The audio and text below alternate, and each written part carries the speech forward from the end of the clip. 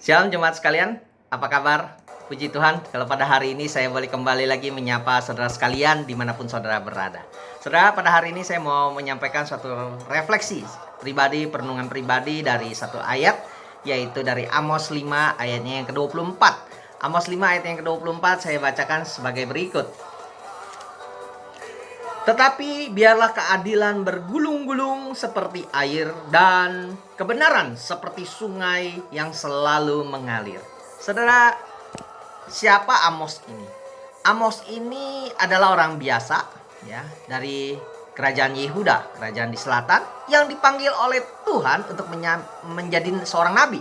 Dia bukanlah anak atau keturunan dari para nabi.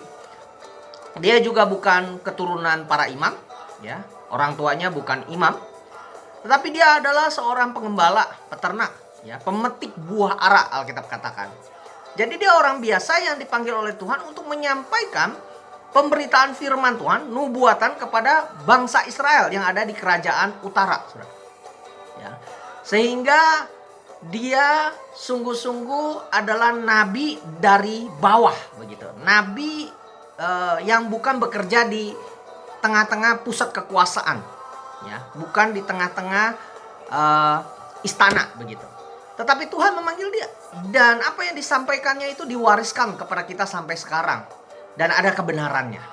Bukan ada lagi, memang isinya adalah kebenaran dan kehendak Tuhan bagi setiap zaman, bagi zamannya di masa Amos maupun zaman kita sekarang. Saudara, mengapa firman Tuhan ini disampaikan?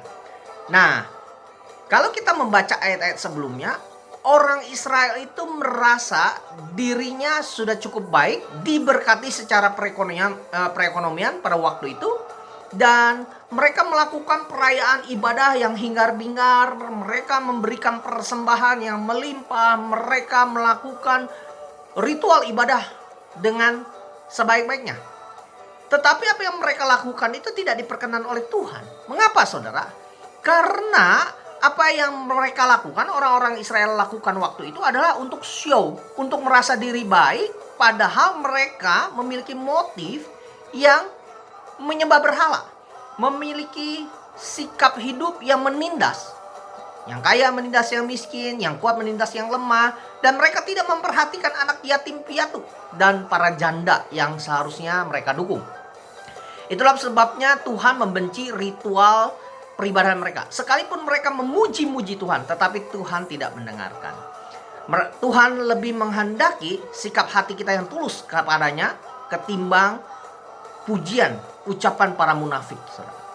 Ini boleh menjadi refleksi bagi saudara dan saya, bagaimana kita hidup selama ini. Adakah ketika kita datang ke gereja kita melakukan apa yang Tuhan kehendaki, lebih memeriksa hati kita di hadapan Tuhan, ataukah kita lebih menjaga image kita, menjaim di hadapan Tuhan?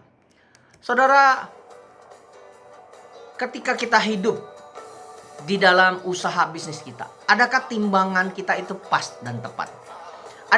Adakah kita memanipulasi pihak lain ketika kita berusaha berdagang?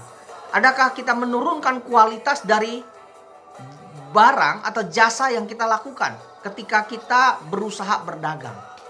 Saudara, kalau kita pernah melakukan sesuatu yang tidak baik seperti itu, ini merupakan panggilan pertobatan.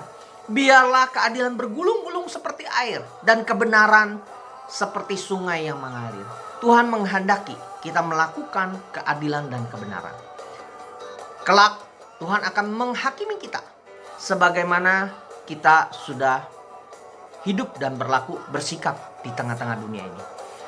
Biarlah apa yang Tuhan contohkan dan teladankan melalui anaknya Yesus Kristus, yang hanya hidup untuk kebenaran Allah dan keadilannya, kita pun boleh melakukan apa yang Tuhan kehendaki. Saudara mau? Biarlah kita senantiasa diingatkan bahwa ada Tuhan yang adil, Tuhan yang maha kuasa, dan Tuhan yang akan menuntut pertanggungjawaban dari setiap saudara dan saya. Amin.